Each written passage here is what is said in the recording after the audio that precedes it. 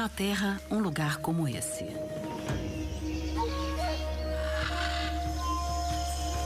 Aqui, o assombroso é banal. Peixes saltam da água para pegar sua presa. Felinos nadam. É o reino da beleza e da brutalidade, onde a adaptação é crucial para a sobrevivência. Esta é a Amazônia selvagem.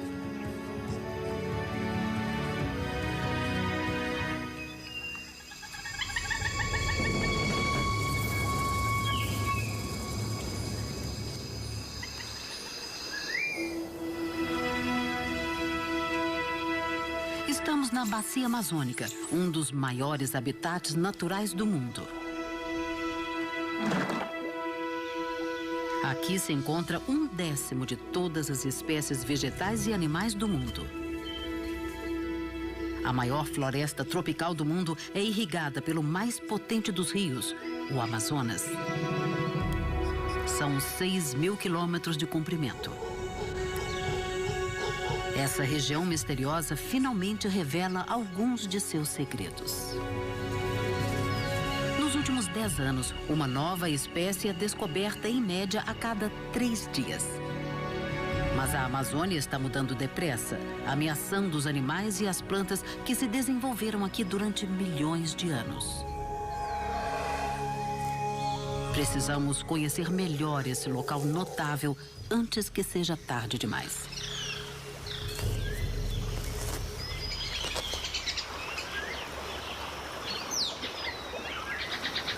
Um dos animais mais esquivos e misteriosos, a onça-pintada, é também o maior felídeo das Américas. Um macho como este chega a ter 2 metros de comprimento e a pesar 160 quilos. O outro nome pelo qual é conhecido, jaguar, deriva da língua dos índios e significa aquele que mata num único pulo. E a onça-pintada faz jus a esse nome. Geralmente mata com uma única mordida atrás da cabeça. Suas mandíbulas fortes e seus caninos, com 3 centímetros de comprimento, perfuram facilmente o crânio da vítima. Ao contrário de muitos felinos que evitam a água, a onça é bem adaptada ao nado. Ela atravessa o labirinto intrincado dos cursos de água da Amazônia para chegar aos seus locais de caça preferidos. Mas até a onça-pintada tem que tomar cuidado nessas águas lamacentas.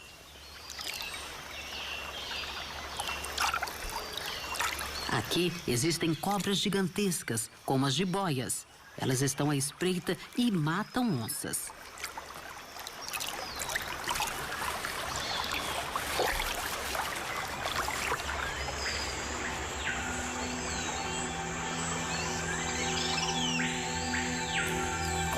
Uma vez em terra firme, elas imediatamente começam a caçar.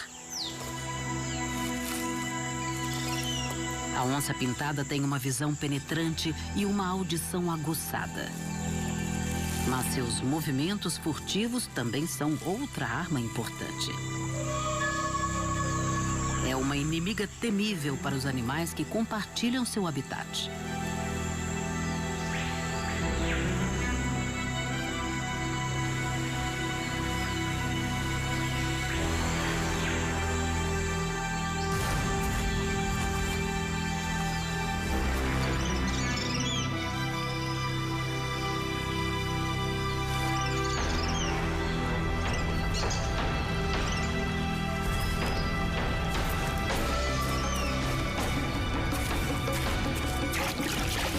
Nenhuma onça-pintada consegue tudo o que quer. Ela pode ser uma grande predadora, mas isso não facilita sua vida. As pintas das onças são únicas, uma camuflagem ideal na selva densa. Mas fizeram desses felinos grandes uma presa ideal para o comércio de peles.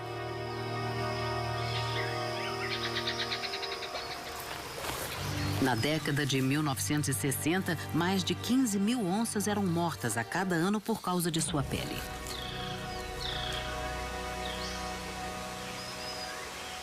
Esse comércio agora está proibido, mas a onça-pintada ainda está ameaçada.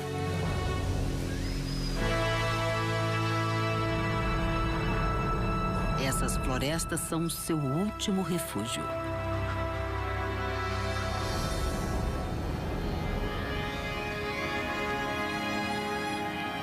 A bacia do rio Amazonas domina o norte da América do Sul. Uma área com mais da metade do tamanho da Austrália é o coração verde de um continente enorme. E suas florestas constituem realmente os pulmões do planeta. Mas agora, depois de milhões de anos de adaptação, a vida selvagem da Amazônia está ameaçada pela mudança da floresta ao seu redor.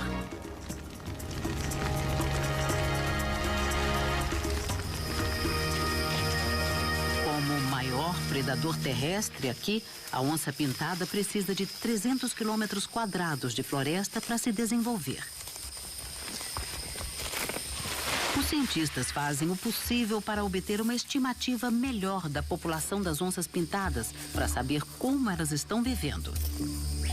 Se puderem determinar o que está acontecendo com esse grande predador, vão entender melhor a rede interdependente da vida na floresta. Se as onças estiverem se desenvolvendo bem, deve haver muitas presas, o que seria um sinal de que o habitat também é saudável. Mas, primeiro, os cientistas têm que prender um animal. Eles acham que ainda há algumas onças pintadas nessa parte da floresta, mas em 4 anos só capturaram 3. Ou os felinos estão cautelosos demais para se deixarem pegar, ou a população aqui está perigosamente baixa.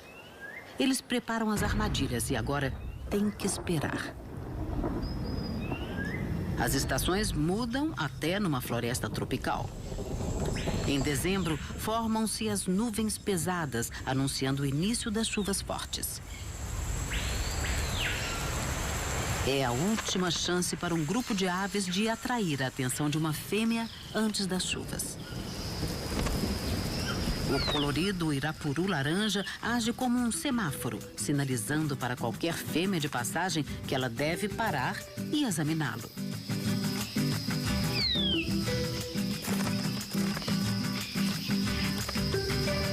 Cabe à fêmea decidir quem tem a plumagem mais bonita e os movimentos mais suaves.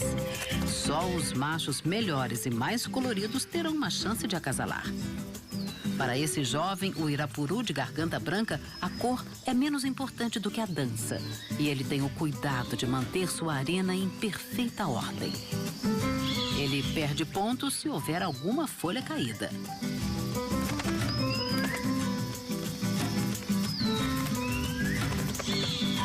A folha tem que ser arrumada rapidamente e com estilo.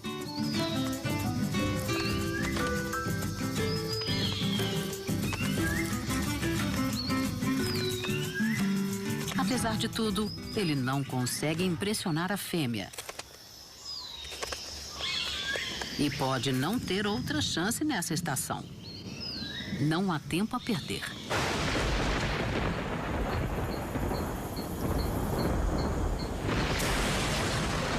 No final de dezembro, as chuvas chegam com toda a força.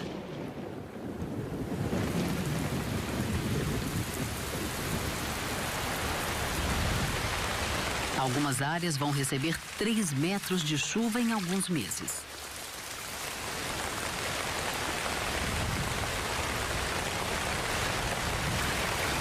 Os animais que vivem aqui vão se afogar se não se adaptarem.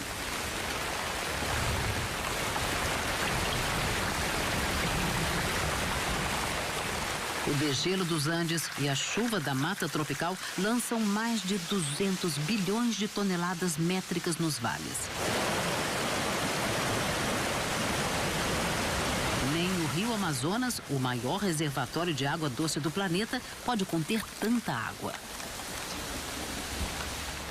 Todos os anos ele inunda suas margens, aumentando sua largura mais de 5 vezes. E alagando uma área com o tamanho do Reino Unido.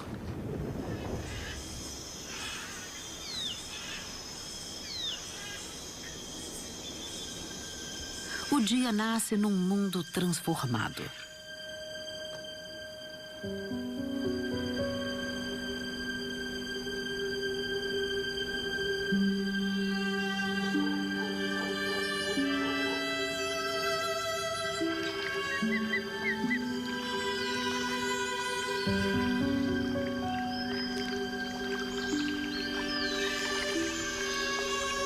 As árvores evoluíram de modo a enfrentar essa inundação anual. Elas sobrevivem, mesmo dentro de 8 metros de água. A floresta chega a ficar inundada durante 7 meses.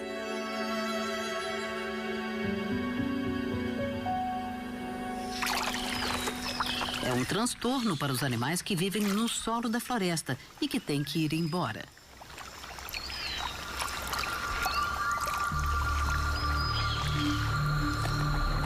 O tatu de 15 quilos vive em terra seca e geralmente só se desloca à noite.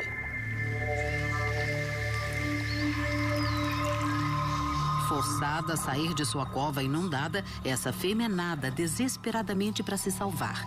Ela corre um sério perigo. Predadores como o jacaré-açu cruzam os cursos d'água e ela pode afundar com o peso de sua carcaça. Se for preciso, ela consegue prender a respiração por alguns minutos e até andar no leito do rio. Para atravessar esse canal largo, ela engole ar e infla seu estômago, criando um salva-vidas temporário. Mas nadar tanto é exaustivo e rondam predadores famintos.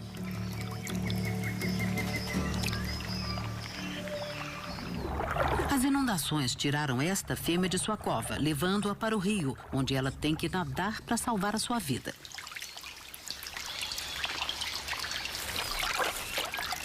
Dessa vez ela teve sorte.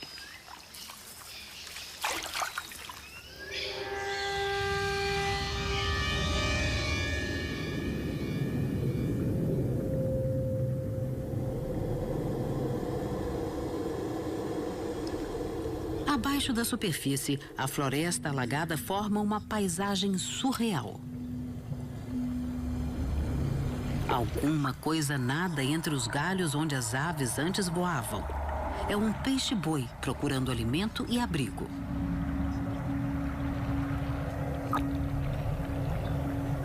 O peixe-boi da Amazônia é o menor de sua espécie. E é o único do mundo que vive exclusivamente na água doce.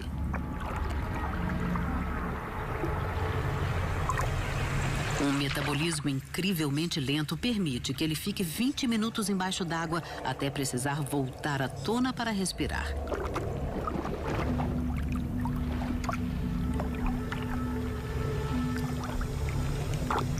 Esta fêmea migrou do rio para a floresta alagada.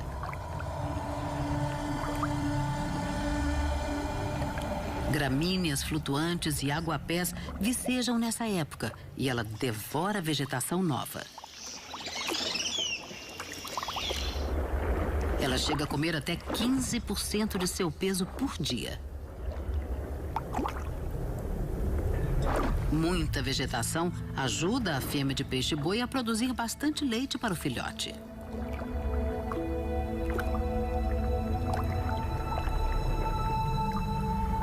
Esse filhote ainda vai levar quase 1 ano para desmamar inteiramente. Os peixes-bois jovens podem ficar mais de 1 ano com a mãe, abrigando-se à sua sombra e aprendendo a sobreviver.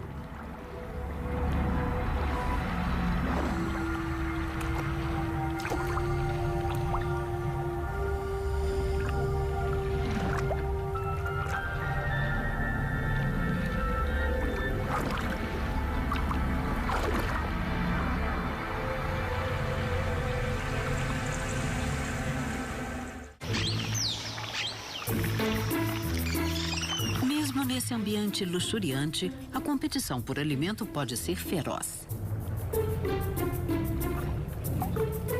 Os sobreviventes desenvolveram maneiras de achar comida onde seus rivais falharam.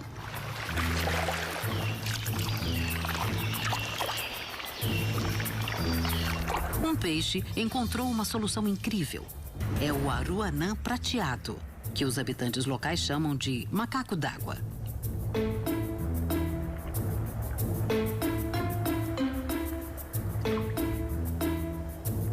Ele pesca tanto dentro como fora da água.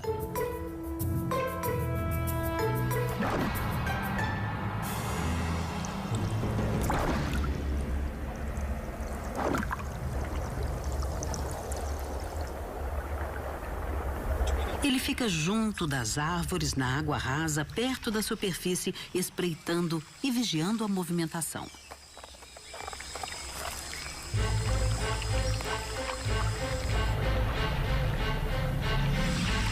Quando localiza o alvo, o aroanã sai da água e salta no ar.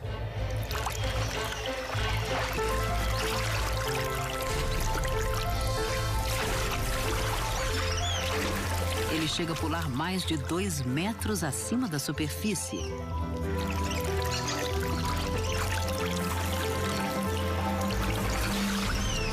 E obtém uma vantagem crucial na corrida pelo alimento.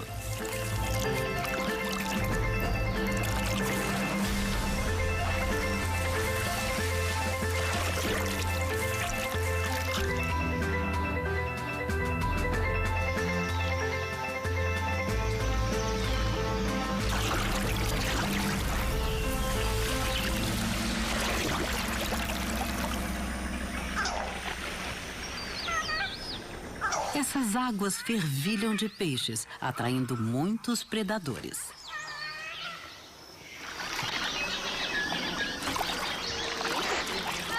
A Amazônia é o último bastião para as ariranhas gigantes, uma espécie ameaçada que chega a atingir quase 2 metros de comprimento. Elas vivem e caçam em grupos grandes. Esse grupo de 10 animais é uma família extensa, encabeçada pela mãe e pelo pai. O bando é bem-vindo para os índios caiapós, que vivem rio abaixo. Assim como os peixes que comem, as ariranhas gigantes só se desenvolvem em rios limpos e saudáveis. Sua sobrevivência está sendo ameaçada à medida que o maior rio do planeta se torna mais poluído.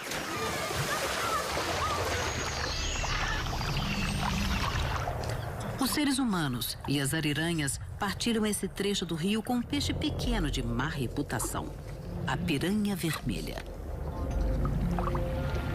A piranha tem uma boca cheia de dentes afiados como navalhas, e quando se juntam na fúria para se alimentar, elas chegam a dilacerar uma vítima em segundos. Um peixe ferido, descartado pelas ariranhas, torna-se uma vítima conveniente.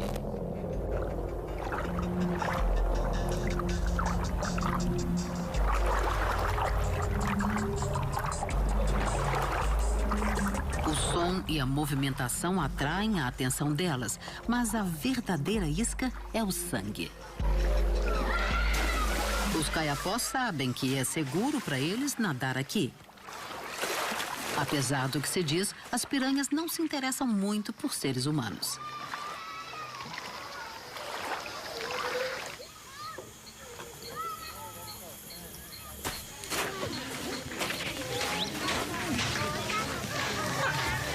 No coração da selva amazônica, os caiapós já constituíram uma nação poderosa.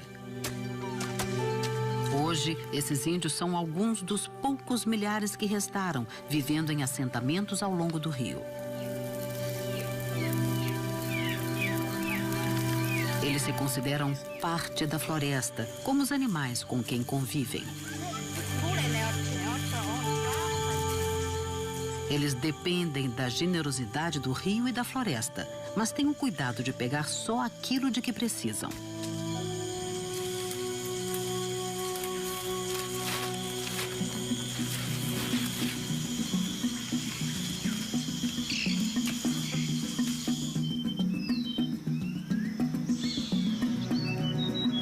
Nessa estação, os rios alagados constituem o único caminho para se penetrar na selva densa. Hoje, 2 anciões da aldeia estão caçando um animal que apreciam muito e eles o encontraram.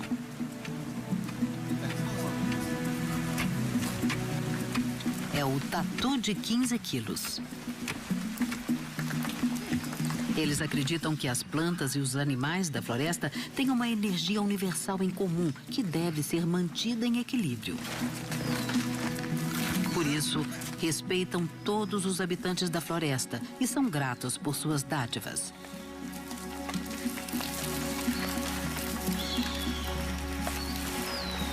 Assim, enquanto voltam para casa com sua presa, os anciões cantam para o espírito do tatu. Eles agradecem por ajudar a tribo a sobreviver pelo menos mais um dia.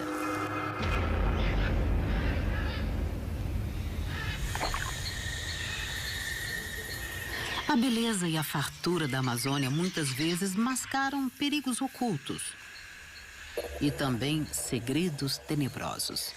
As plantas têm espinhos e podem ser venenosas, como muitos animais.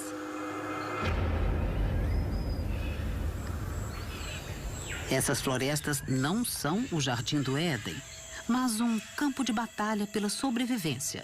E seus habitantes têm que se adaptar a seus perigos.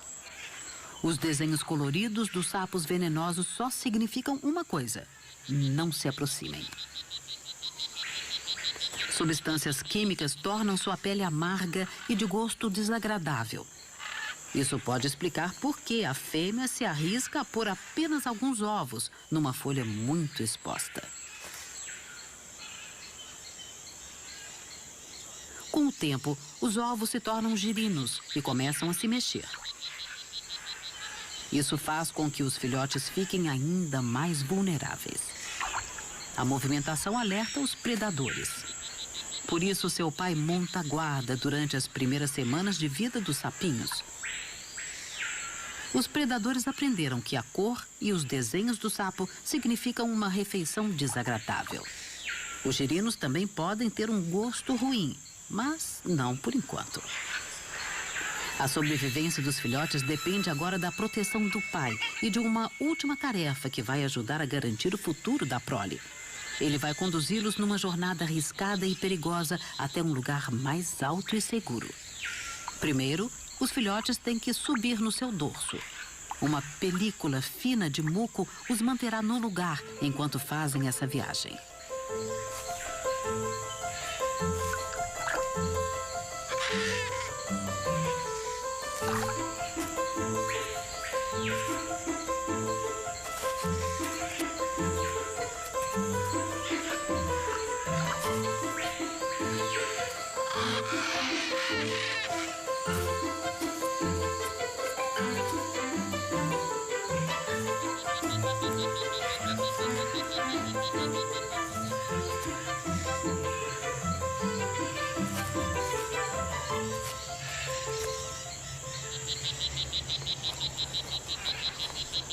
Poças de água da chuva formadas nas bromélias proporcionam um esconderijo seguro para os girinos em desenvolvimento.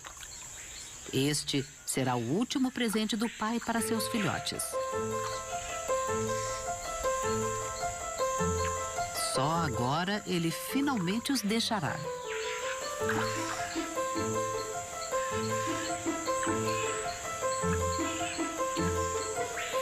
As poças garantem um refúgio seguro e a água nutritiva vai alimentar os girinos durante os 3 meses seguintes.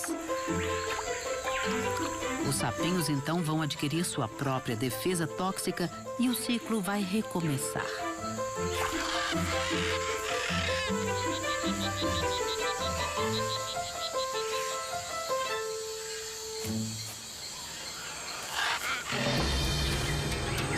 A estufa da biodiversidade revela lentamente seus segredos. Durante uma década, os cientistas descobriram mais de 1.200 animais e plantas novas.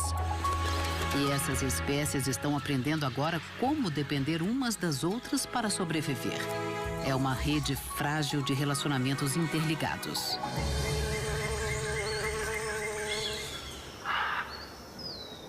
Durante as chuvas pesadas, muitas árvores da floresta tropical florescem. Seu néctar rico atrai abelhas e outros insetos.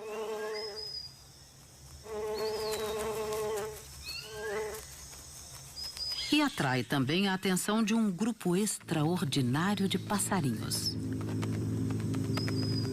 Os beija-flores só são encontrados nas Américas.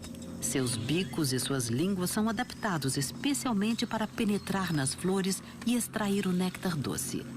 As plantas desenvolveram formas de flores adequadas, permitindo que os beija-flores as polinizem enquanto se alimentam. Essas avezinhas chegam a pesar menos de 2 gramas, quase como 2 clipes para papel. Mas podem bater as asas até 80 vezes por segundo, e sua capacidade de pairar enquanto se alimentam numa flor não é equiparada de nenhum outro passarinho. Para prover tanta velocidade, algumas aves chegam a visitar 20 flores por minuto. Elas são atraídas por flores vermelhas, laranja e amarelas, porque fornecem o néctar mais doce, que dá mais energia.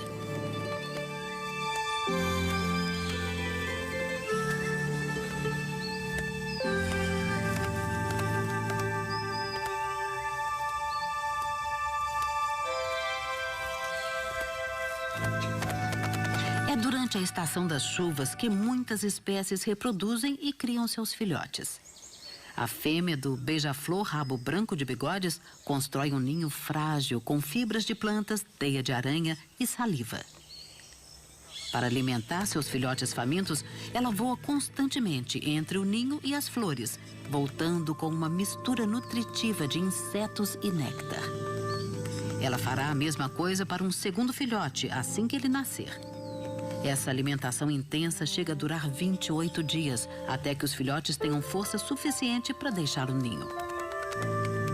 Para animais que vivem em tal velocidade, eles necessariamente não morrem jovens.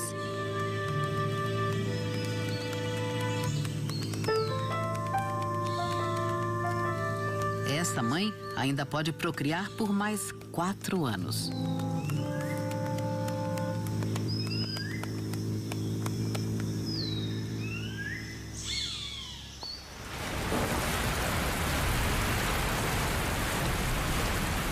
Estamos agora em abril.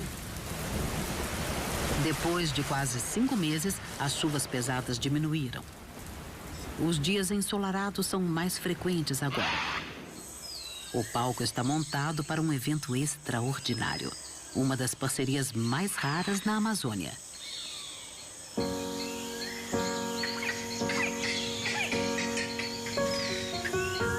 As lagoas alagadas na borda da floresta tropical proporcionam um lar ideal para um gigante que flutua.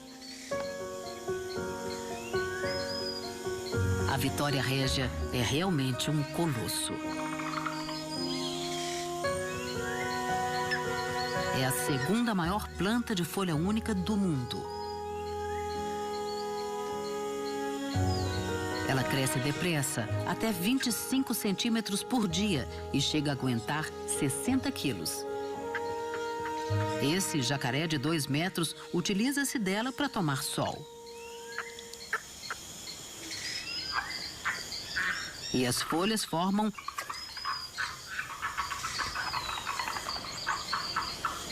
Mas não é só o tamanho que torna essa planta notável, é a maneira como ela se reproduz.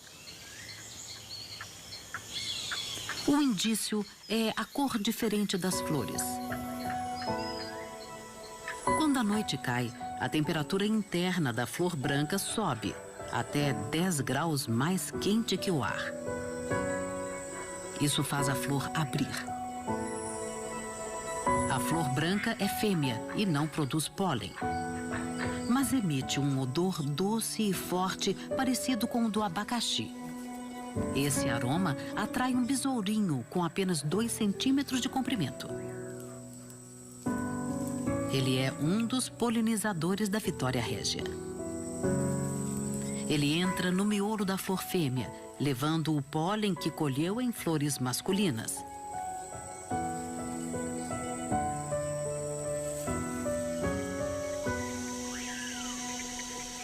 Quando o alvorecer se aproxima, a flor esfria e fecha, prendendo os besourinhos que ainda estiverem dentro. Mas isso não é um problema. Eles estão a salvo do calor e dos perigos. E o que é melhor, passam o dia se banqueteando com o néctar. Enquanto o besourinho come, o pólen cai nas partes reprodutoras da flor. Ali desencadeia-se uma transformação mágica. A flor branca feminina enrubesce e fica rosada. Tornando-se masculina, passa a produzir seu próprio pólen. Quando a noite cai, a flor abre e o besouro, agora levando o pólen da flor que se tornou masculina, escapa à procura de outra flor branca perfumada. Acaba a polinização. A flor rosada morre e, como semente, afunda na lagoa. Essa semente fertilizada germinará e amadurecerá para repetir a transformação mágica da Vitória Régia no ano seguinte. A Amazônia é um laboratório vivo, onde a natureza faz experiências há milhões de anos. Mas a destruição do habitat está desfazendo o trabalho da natureza e arriscando a sobrevivência de muitas espécies. Conhecer a situação dos maiores predadores é uma boa maneira de avaliar a saúde da floresta. É por isso que os cientistas, há 4 anos, tentam rastrear e estudar as onças pintadas que vivem aqui. Mas até agora só conseguiram capturar 3. A pesquisa que fazem não é suficiente, por isso adotaram uma solução criativa. Usam uma tecnologia que promete pouco. Um aparelho MP3 e alto-falantes transmitem o rugido da onça-pintada na selva.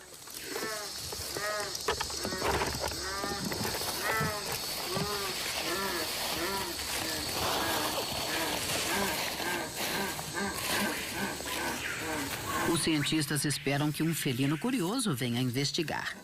É uma tentativa, mas eles estão sem opções e as onças pintadas estão acabando.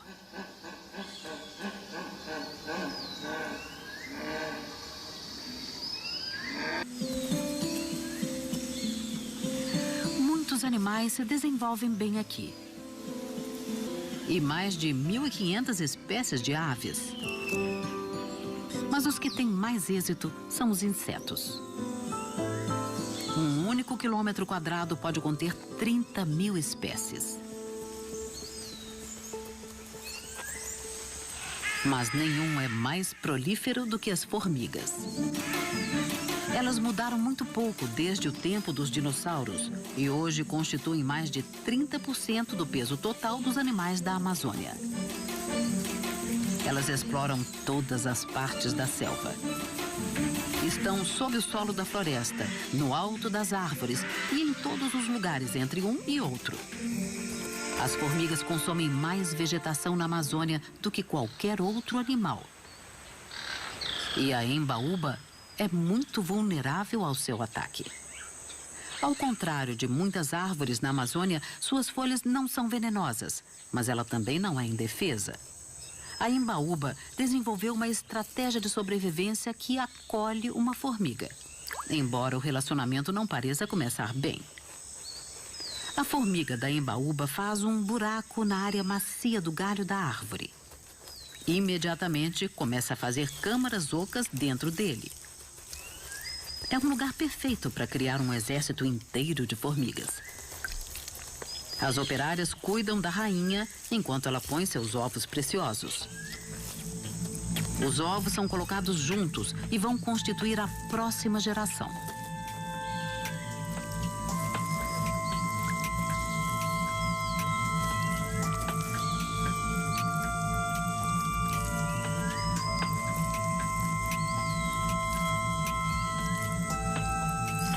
Existe também um terceiro parceiro nesse relacionamento. São as cochonilhas.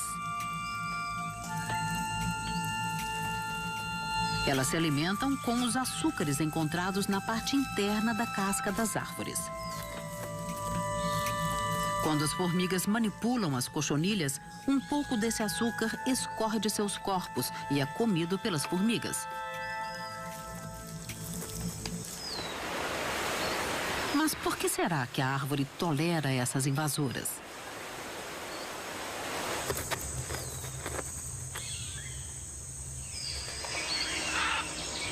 Isso se torna claro quando um besourinho faminto se encaminha para as folhas das árvores. A movimentação nos galhos alerta as formigas.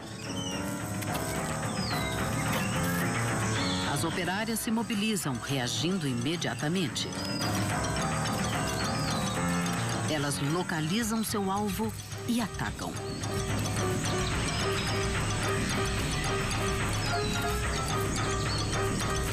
As formigas têm uma mordida feroz e se prendem nas partes moles do besourinho.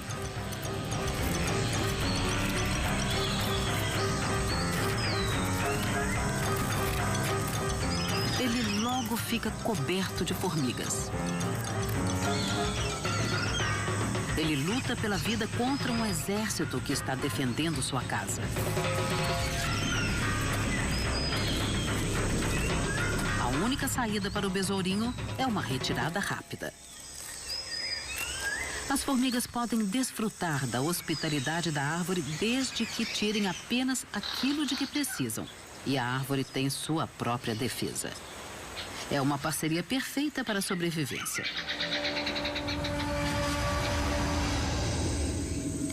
O dossel das árvores mais altas da floresta tropical pode chegar a 50 metros acima do solo. É tão inacessível que muitas de suas criaturas permanecem um mistério. Quando os cientistas têm uma chance de explorá-las, frequentemente descobrem alguma coisa nova. Só na última década foram descobertos 9 primatas novos. A imensa quantidade de habitats no dossel pode acomodar uma grande quantidade de primatas.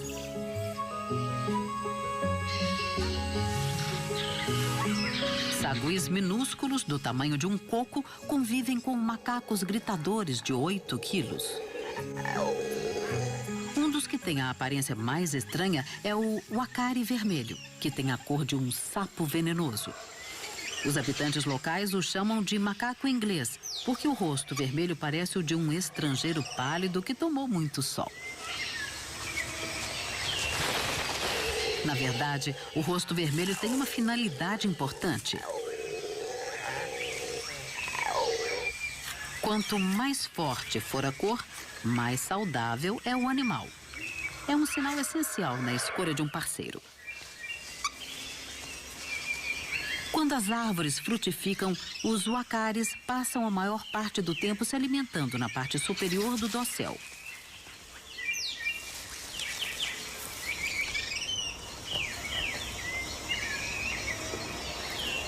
Eles usam suas mandíbulas inferiores para quebrar a casca dura de frutas verdes e de nozes, que muitas vezes fazem outros primatas desistirem. Seus rabos curtos são raros entre os macacos da Amazônia. Mas isso não os impede de movimentar-se nas árvores com facilidade.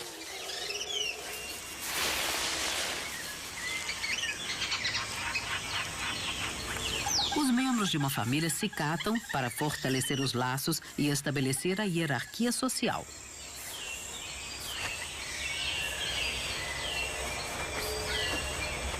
Essa hierarquia é fundamental para unir o bando.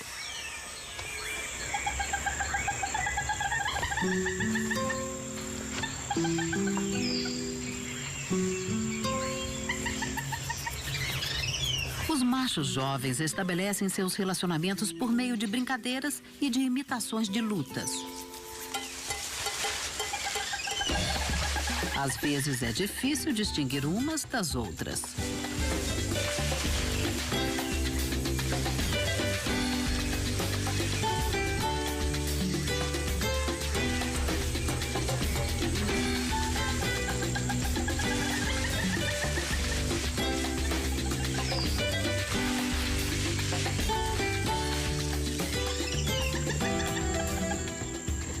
Essas brincadeiras têm uma finalidade: ajudar os jovens a desenvolver a habilidade de que precisarão para sobreviver nas árvores.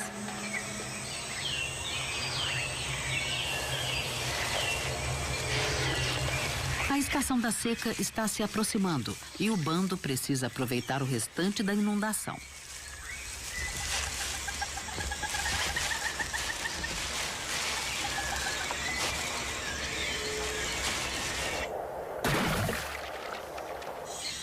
descuido fornece um banquete para um tambaqui à espreita na água rasa abaixo.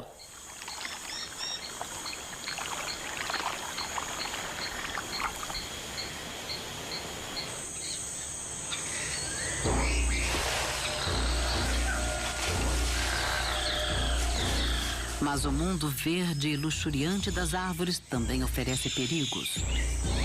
Um macaco de cheiro localiza um gavião real e dá o alarme, alertando todos os que estão por perto.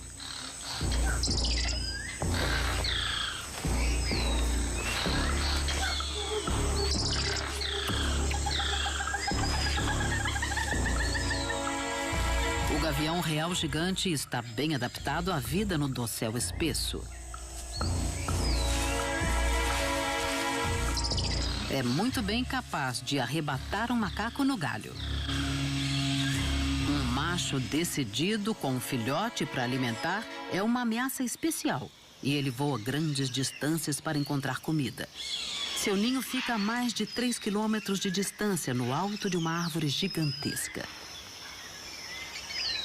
O cumaru chega a atingir 50 metros de altura. Os habitantes locais usam sua casca e suas sementes como remédio para curar tudo, de mordida de cobra a dor de ouvido.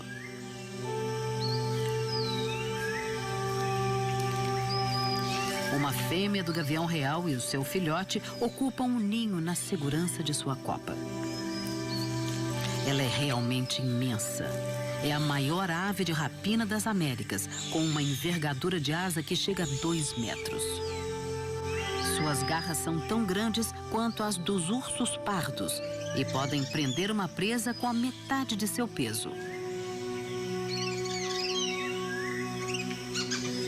Apesar de seu tamanho e de sua força, o filhote corre o risco de ser atacado por muitos inimigos, inclusive moscas transmissoras de doenças.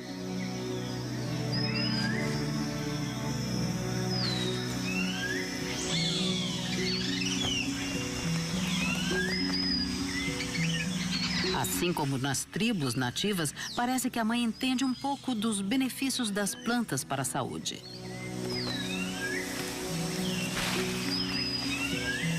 Ela traz frequentemente galhos finos e ramos verdes para refrescar o ninho. Isso parece manter parasitas e outros insetos longe do filhote querido.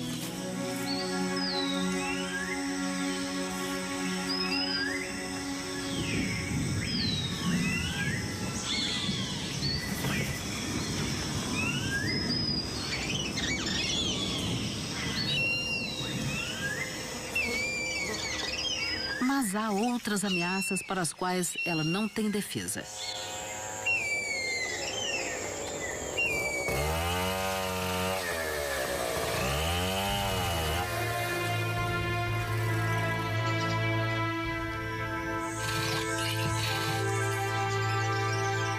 A madeira valiosa do cumaru é muito procurada pelos madeireiros.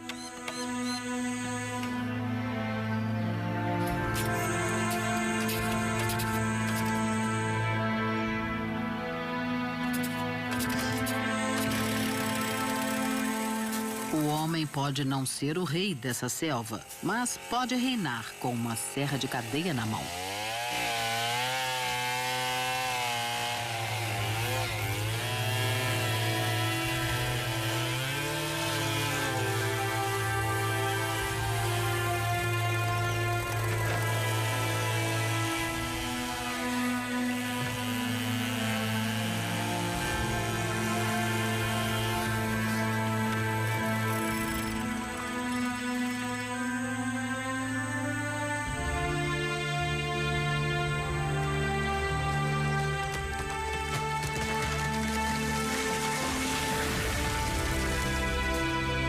Quase 20% da floresta amazônica já foram desmatados, ameaçando não só o gavião real, como toda a vida na Terra.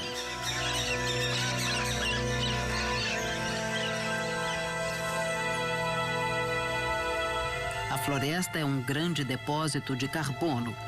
Sua destruição lançaria quantidades enormes de dióxido de carbono na atmosfera. E isso contribui para a mudança climática global. Com o desaparecimento das árvores, cresce a ameaça no planeta. E a vida selvagem na Amazônia corre grande risco.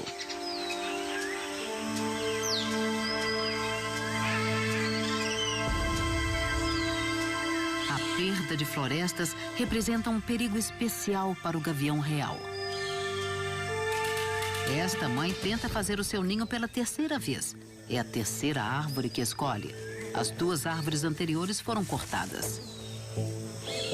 Um gavião real leva 1 ano para criar um único filhote. Será que este chegará à idade adulta? Os guardas florestais estão apenas a 1 quilômetro de distância.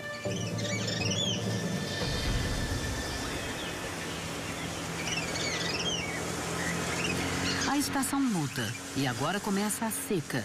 Os níveis d'água estão caindo. Com o recuo da água dos alagamentos, as onças pintadas vão expandir suas caçadas. E isso vai dar aos cientistas melhores oportunidades para localizar e capturar suas presas. Eles querem saber mais sobre o comportamento dos grandes felinos e avaliar a saúde geral nessa parte da Amazônia.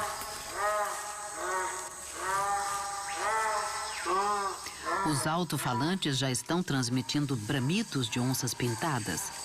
Talvez essa simples tecnologia faça toda a diferença. Eles não terão que esperar muito mais.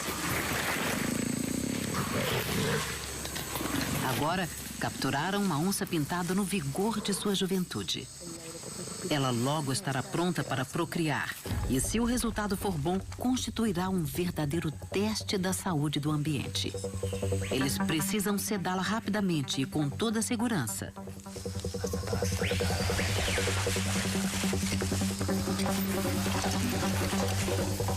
Essa é a parte mais perigosa do projeto, tanto para os cientistas como para o animal.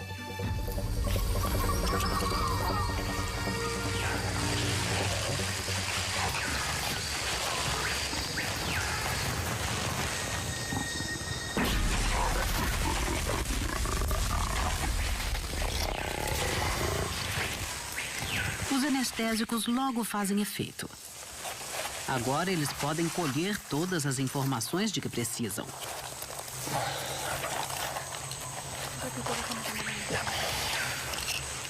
Coleiras com rádio e rastreadores com GPS vão permitir que os cientistas sigam os movimentos da onça pintada na floresta. Essa pesquisa fornecerá indícios de seu comportamento durante a estação da seca que está para chegar. E ajudará os cientistas a entenderem melhor como ela sobrevive no seu domínio secreto.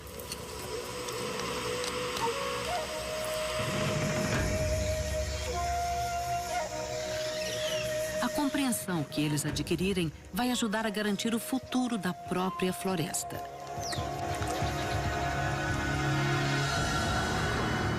A Amazônia é cheia de perguntas que esperam uma resposta. Mistérios a serem esclarecidos. Haverá uma mudança incessante. Com o fim dos alagamentos, a floresta ressurgirá. As aves voltarão para os galhos que abrigavam peixes. Histórias assombrosas sobre adaptação explicam milhões de anos de sobrevivência nessa região. Mas a Amazônia resistirá às mudanças que ocorrem no mundo?